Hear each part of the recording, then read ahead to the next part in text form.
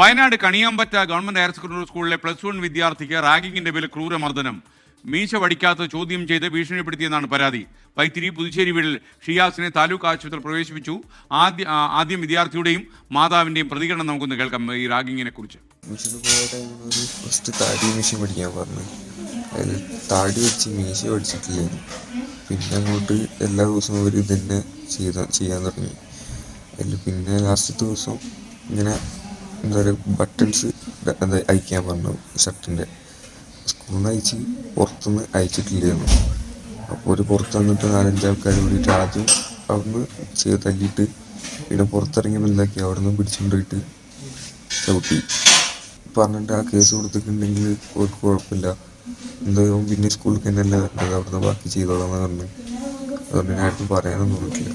ഫസ്റ്റിലെ ദിവസം ചെന്നപ്പോൾ ragging model അവനോട് പറഞ്ഞ് താടി പഠിക്കണം എന്ന് പറഞ്ഞ് മീശയും പഠിക്കണം. അപ്പോൾ പിറ്റേന്ന് ചെന്നപ്പോൾ താടി പഠിച്ചിട്ട് പോയി. അപ്പം അന്ന് പറഞ്ഞ് അതിൻ്റെ പിറ്റേന്ന് വരുമ്പോൾ മീശയും കൂടെ പഠിച്ചിട്ടല്ലാതെ ക്ലാസ് കയറരുതെന്ന് പറഞ്ഞു. അപ്പോൾ അവൻ പറഞ്ഞ് ഓനോ അന്ന് പ്രതികരിക്കാൻ നിന്നില്ല, ഓന് എന്താണെന്നുള്ള അറിയില്ല.